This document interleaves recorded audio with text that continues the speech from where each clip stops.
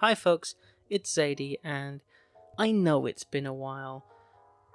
It's perfectly fine if you're annoyed by the lack of content that's been coming out from me this past while, but honestly, it's just been super busy. I've got a job, started university, got busy with a whole bunch of different projects, and admittedly, I've just not had the time to work on anything. Thankfully, I think I do have the time now over the next few months to try and upload more frequently. If you want to help that along, then you could donate money to me on Patreon, down in the description.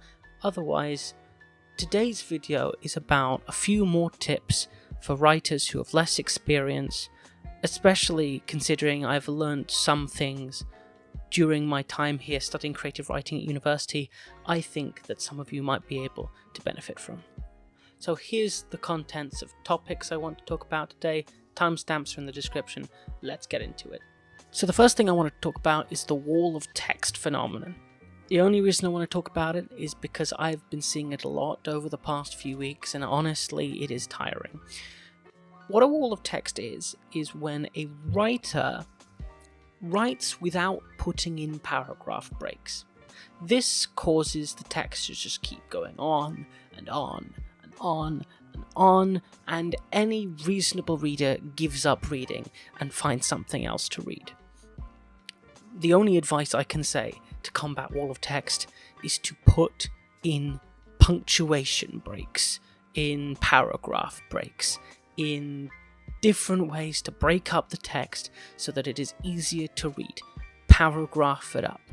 I know it's only an issue that really new writers start with, but everyone is a really new writer at some point.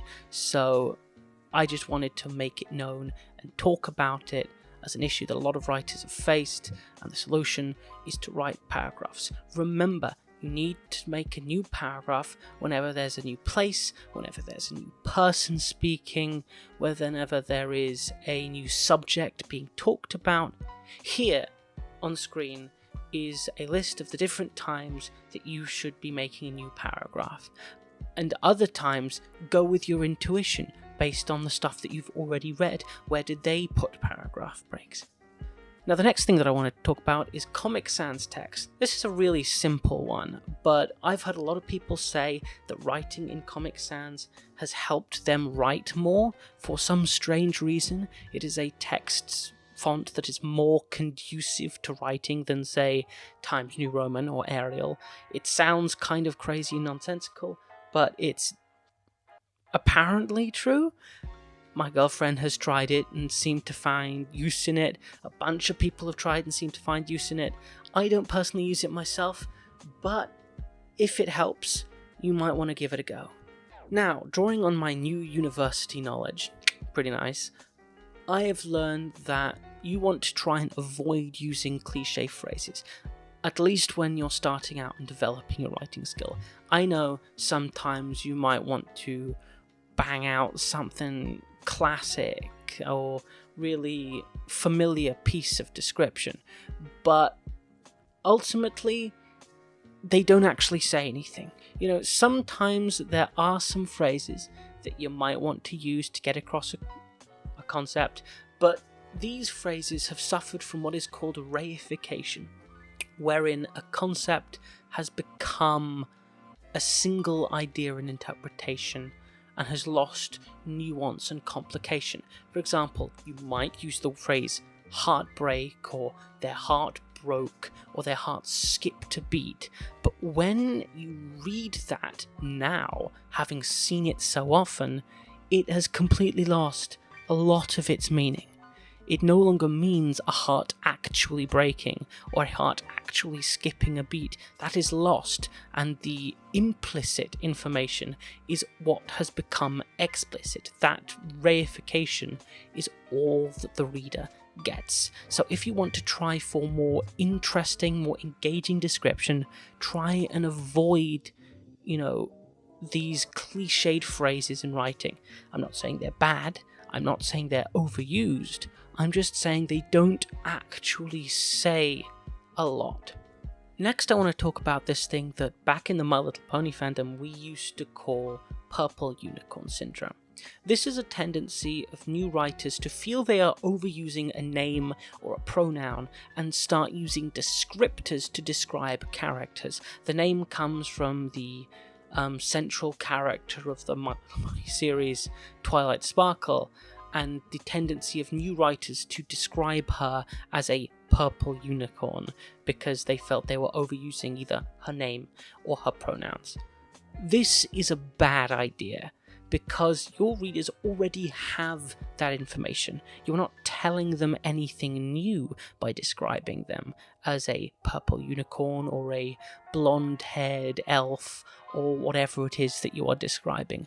All you are doing is telling the audience who you are referring to, and a pronoun or name would work just as fine. And yes, you can worry, when you're starting out, about overusing words and phrases. It is a thing to be concerned about. But pronouns and names are the thing to go with. Only use epithet descriptors that particular way if the person does not yet have a name, and so is only identifiable by those descriptors. Once they have a name, that should take over.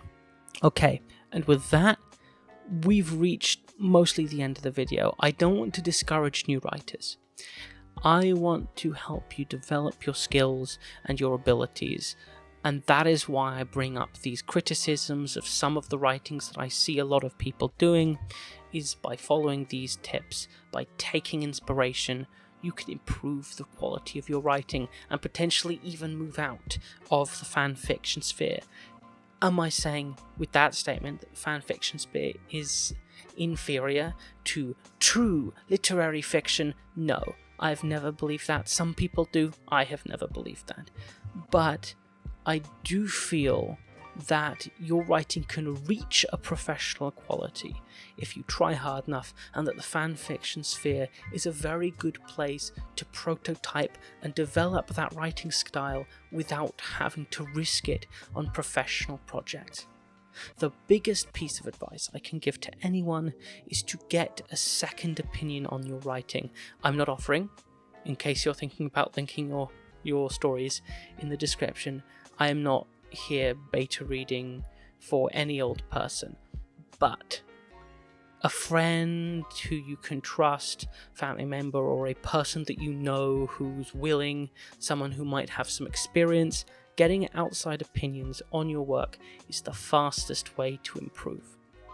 Criticism is a difficult thing to take, and I might one day make a video about how to interpret and how to work through different pieces of criticism. But the bottom line is this: criticism is one of the keys to improving your writing style. Get a beta reader, get an editor, get any one of these things, and you will see improvements.